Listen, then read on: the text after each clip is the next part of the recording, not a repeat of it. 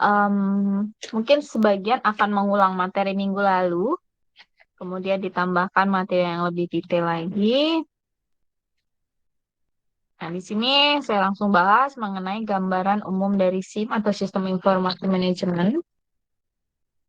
Nah, ini tujuan pembelajarannya. Sebenarnya ini gabungan dari materi minggu lalu dan minggu ini.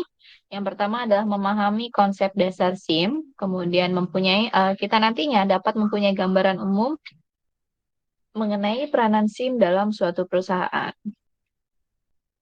Nah, ini materinya, definisi dan pengertian SIM, komponen pembangun SIM, manajemen informasi sebagai sumber daya yang dibutuhkan perusahaan, subsistem dari SIM, evolusi sistem informasi berbasis komputer, serta hubungan SIM dengan disiplin ilmu lain. Kalau kemarin langsung dibahas mengenai SIM-nya, nah sekarang kita mulai dulu dari definisi atau pengertian dari sistem dan informasi. Seperti yang kita ketahui, di minggu lalu juga sih kita sudah bahas, sistem itu merupakan gabungan dari beberapa komponen eh, yang saling berhubungan dan mereka bekerja sama untuk mencapai suatu tujuan yang sama. Nah, kalau secara em, kata bakunya, sistem itu merupakan suatu kesatuan yang terdiri dari elemen atau komponen yang dihubungkan bersama untuk memudahkan aliran informasi untuk mencapai suatu tujuan. Nah, ini kan ada kata-kata aliran informasi. Informasi itu sendiri merupakan data yang telah diolah menjadi bentuk yang lebih berguna, lebih berarti, dan memiliki arti bagi yang menerima. Nanti kalau ada pertanyaan, boleh langsung diinterupsi ya. Kemudian minggu lalu juga kita sudah bahas karakteristik dari sistem, yaitu tadi ada environment, ada interface, ada boundary, ada subsystem, kemudian ada input, proses, dan output. Jadi sebenarnya di sebuah sistem, kita anggap ini, sistem yang lingkaran besar ini merupakan sebuah sistem, di mana sistem yang ini merupakan gabungan dari subsistem yang ada di dalamnya. Nah, antar subsistem ini saling berhubungan untuk mencapai suatu tujuan tertentu. Nah, itu disebut dengan sistem. Kemudian di boundary ini ada ruang lingkup subsistemnya itu ada, kemudian boundary sistem besarnya ini juga ada. Nah, kemudian setiap subsistem ini terdiri dari 3 proses, yaitu ada input, proses, dan juga output, serta satu tambahan kemarin ada basis data atau database. Oke, itu tadi karakteristik dari sistem. Nah, ini di awal tadi ada pengertian dari sistem dan juga informasi. Kemudian di sini pengertian dari sistem informasi atau gabungan dari sistem dan informasi merupakan kumpulan dari subsistem yang saling berhubungan satu sama lain untuk mencapai satu tujuan, yaitu untuk mengolah data menjadi sebuah informasi yang berguna.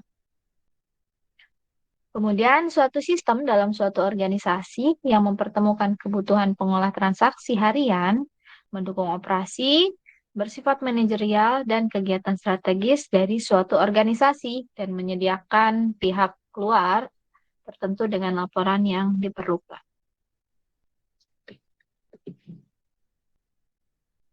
Oke, di sini sebuah sistem baik manusia ataupun mesin yang terpadu untuk menyajikan informasi guna mendukung fungsi operasi, manajemen, dan pengambilan keputusan dalam organisasi. Ini kemarin juga kita sudah bahas untuk pengertian sistem informasi manajemennya. Nah, ini minggu lalu juga kita sudah bahas komponen pembangun SIM, ada hardware, software, prosedur, model manajemen, dan juga database. Nah, kemarin udah ya, hardware itu apa, kemudian software, kemarin terbagi menjadi software sistem dan juga software aplikasi. Kemudian prosedur, suatu urutan yang tepat dari tahapan instruksi yang menerangkan eh, apa yang harus dikerjakan, siapa yang mengerjakan, kapan dikerjakannya, serta bagaimana cara mengerjakannya. Nah, untuk komponen fisik, prosedur dapat berupa bentuk fisik seperti buku panduan dan juga instruksi. Ini kemarin juga sudah dibahas. Untuk prosedur ini ada 3 jenis. Yang pertama ada instruksi untuk user, instruksi untuk penyiapan input, instruksi pengoperasian untuk karyawan pusat komputer. Kemudian model manajemen komponen ini terdiri dari kombinasi prosedur, logika, dan model matematik yang akan memanipulasi data input dan data yang tersimpan di basis data dengan cara yang sudah ditentukan untuk menghasilkan keluaran yang diinginkan.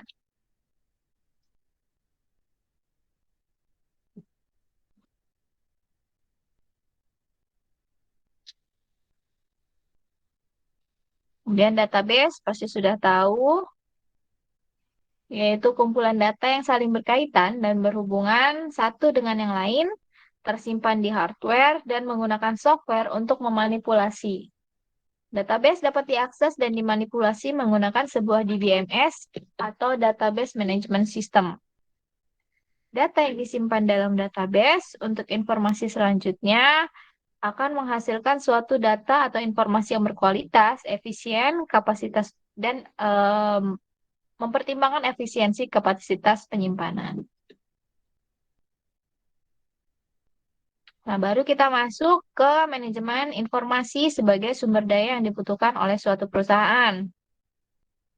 Ini minggu lalu juga sudah dibahas mengenai kenapa sih manajemen informasi itu dibutuhkan sebagai salah satu sumber daya di perusahaan. Alasannya karena pengaruh ekonomi yang sekarang pastinya jauh lebih berkembang, kemudian persaingan dunia, kompleksitas teknologi, kemudian batas waktu yang singkat, serta kendala-kendala sosial yang dihadapi. Ini minggu lalu juga sudah. Oke, kita masuk ke subsistem dari sistem informasi manajemen. Yang pertama nanti ada dibahas mengenai fungsi organisasi, kemudian aktivitas manajemen, serta hubungan aktivitas manajemen dan juga fungsi organisasi. Nah, untuk fungsi organisasi ini terdiri dari fungsi keuangan, fungsi SDM, fungsi jasa informasi, manufaktur, dan juga pemasaran.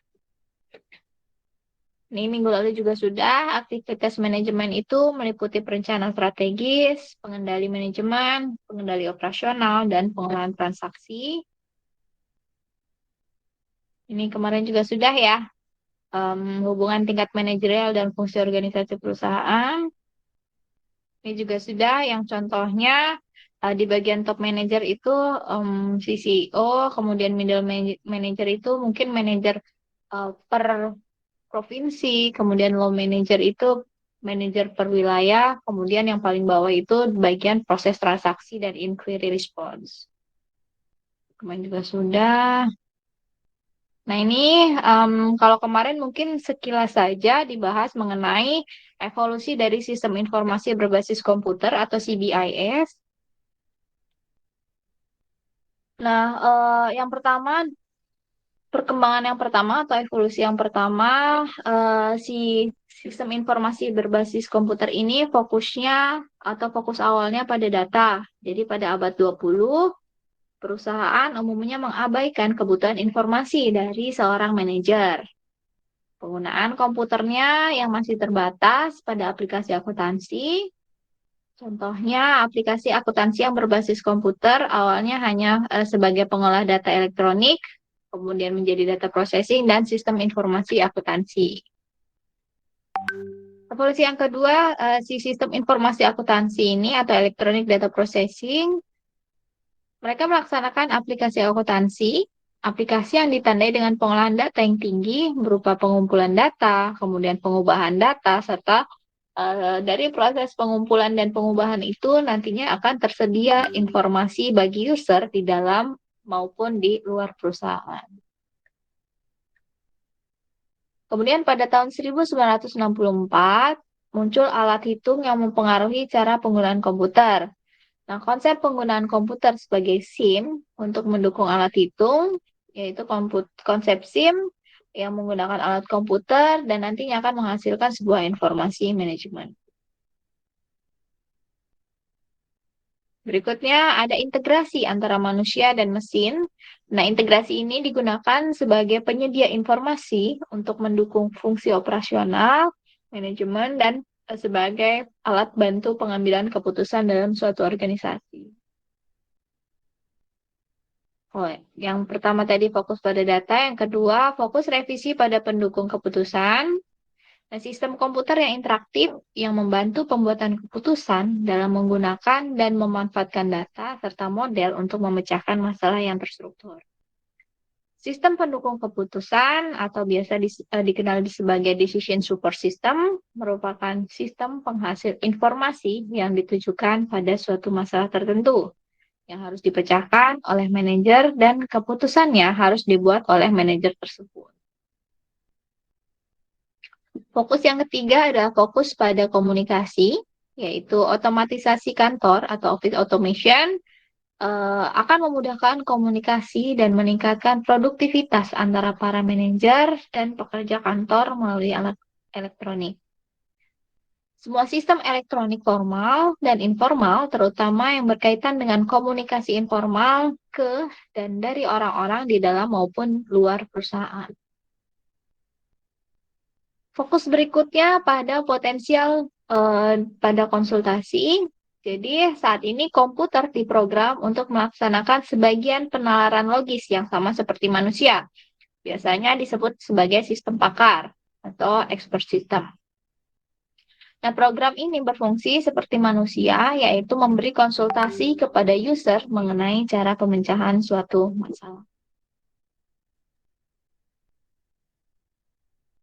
Nah, ini komputer based information system atau CBIS, mulai dari data processing system, kemudian manajemen information system, decision support, office automation system, serta expert system, nantinya akan menghasilkan suatu informasi.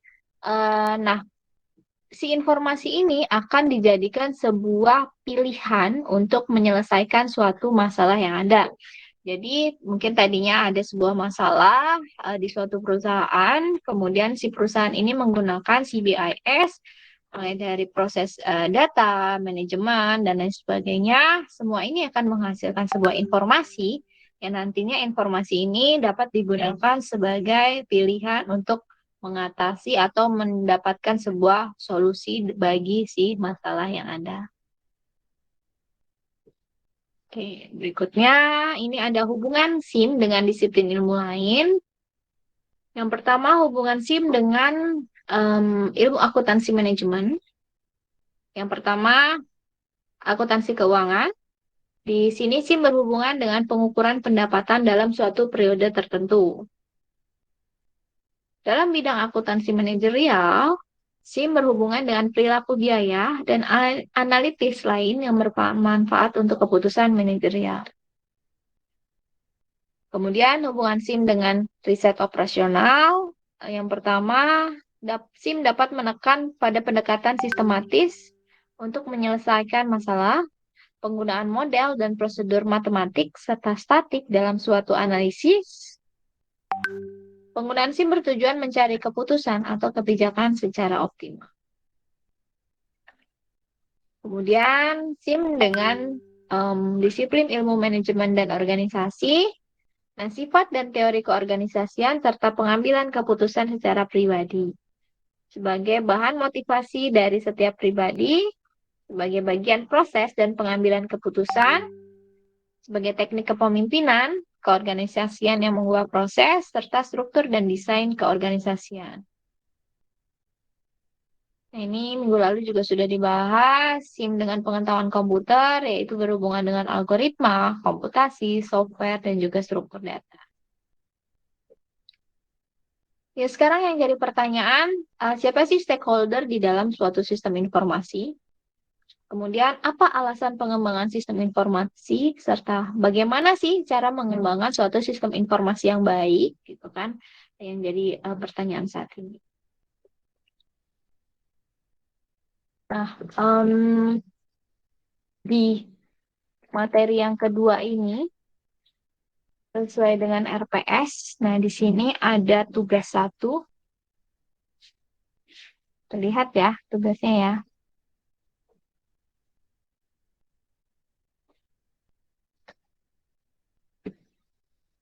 Ini tugas 1, bobotnya nanti nilainya 20%.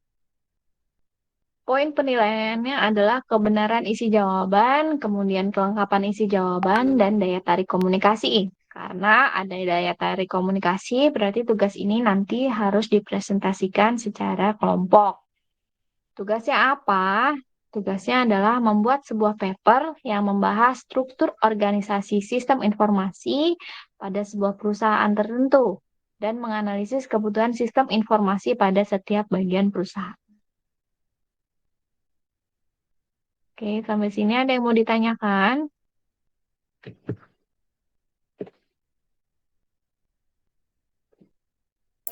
Untuk yang paper tadi kelompok ya, Bu? Berarti. Iya, iya tugasnya tugas kelompok. Nah, untuk 1IA17 semester lalu bikin berapa kelompok ya? Saya coba cek dulu mahasiswanya.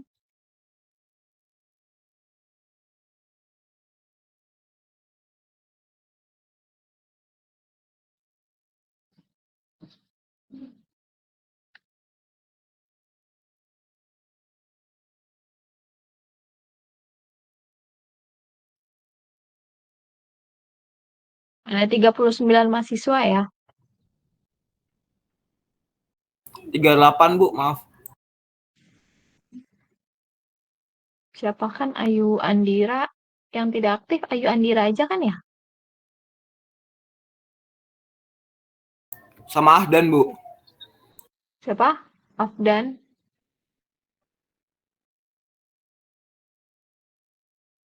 Coba saya absen dulu deh. Aditya Perdana Sembiring. Hadir, Bu. Oke.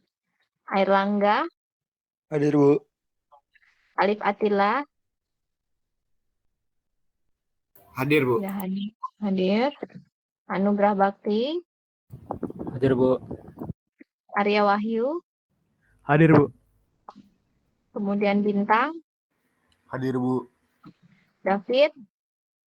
Hadir, Bu. Dimas Ginanjar. Hadir, Bu. Fadli. Hadir, Bu. Farah. Farhan. Hadir, Bu. Siapa yang hadir tadi? Farah.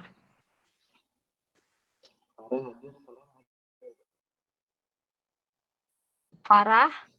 Farah hadir, Bu. Hadir. Farah hadir, Farhan. Bu. Baik, Farhan. Hadir. Erdiansyah. Hadir, Bu. Yat. Fauzan. Hadir, Bu. Innocentius. Hadir, Bu. Juan.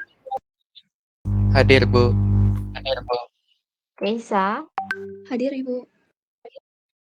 Reuser.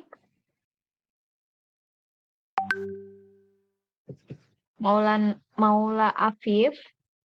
Hadir, Bu. Moh Irdi Catur.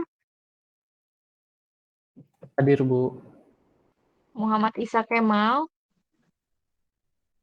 Hadir, Bu.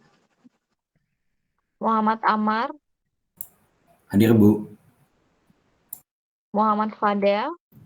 Hadir, Bu. Muhammad Haikal. Hadir, Bu. Muhammad Najwan. Muhammad Ridho. Hadir, Bu. Muhammad Wahid. Hadir, Bu.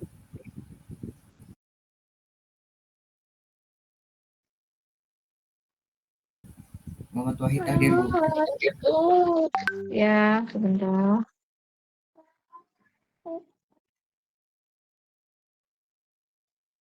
Kemudian Ninyoman Ayu. Hadir, Bu. Nur Huda. Hadir, Bu.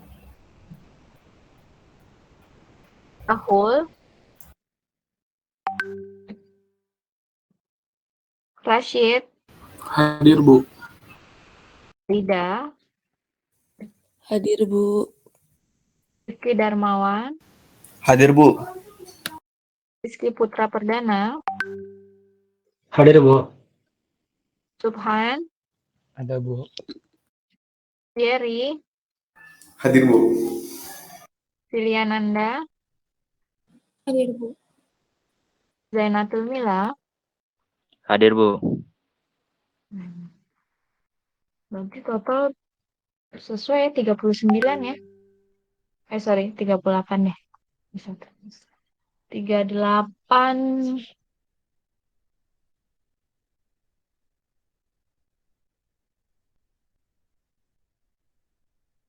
Silakan dibuat 8 kelompok ya. Jadi nanti ada beberapa kelompok yang 5, ada beberapa kelompok yang 4.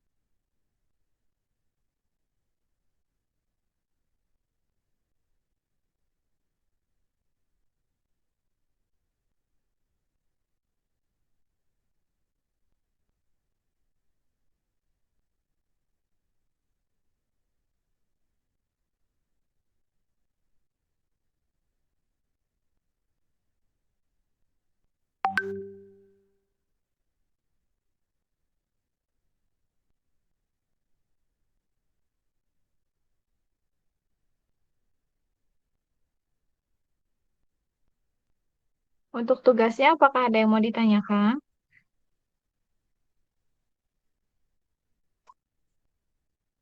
Untuk deadline gimana, Bu? 2 minggu cukup. 2 minggu. Sebentar. Berarti sampai Harusnya cukup sih, Bu, 24 tanggal Maret. 24 ya? 24, oke. Ya. Ya, Bu. Oke, siap. Makasih, Bu. Ya, sama-sama. Saya coba tugas kelompok di bulan 24 Maret.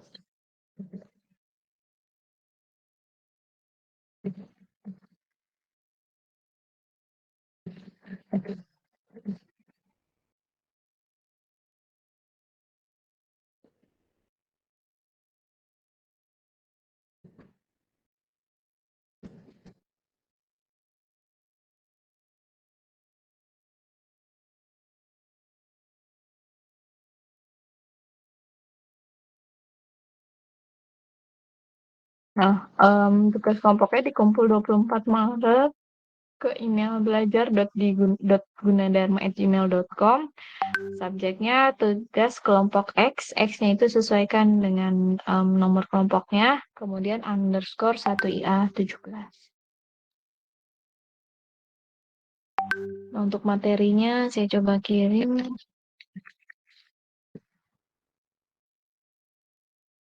Nanti saya kirim ya ke ketua kelas untuk materinya. Baik, ada yang mau ditanyakan lagi untuk materi yang kedua? Sebenarnya ini gabungan dengan materi yang pertama. Maaf Bu, kalau untuk Ya, pengumpulan itu perwakilan saja atau per individu juga Bu? perwakilan aja. Oke, makasih Bu. Ya, sama-sama. Satu kelompok satu ya, bukan dikumpulkan dalam satu. Ada lagi yang mau ditanyakan? Berarti via email ya, Bu? Iya, via email. Kemudian karena ini kan Oke. nanti membuat paper mengenai atau menganalisis kebutuhan dan SIM dalam perusahaan ya. Dikomunikasikan antar kelompok supaya perusahaannya tidak sama antara kelompok satu dengan kelompok lainnya.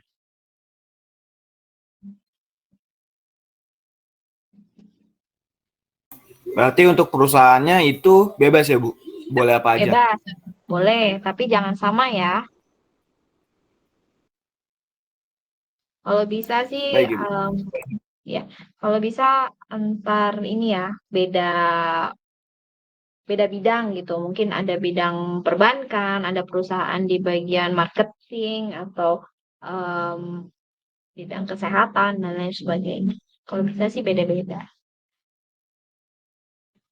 Baik, ada lagi pertanyaannya?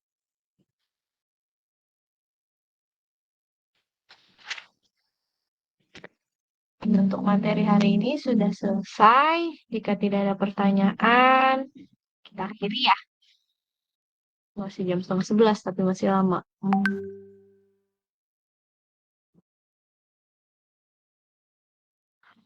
Minggu depan itu.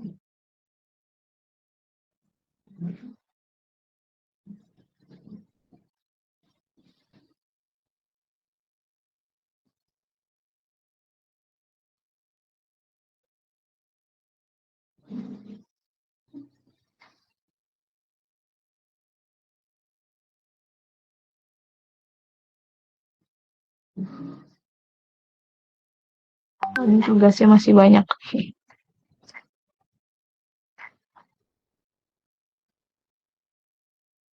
Baik, kalau tidak ada pertanyaan lagi, cukup dulu ya. Kita lanjut minggu depan. Terima kasih. Wassalamualaikum.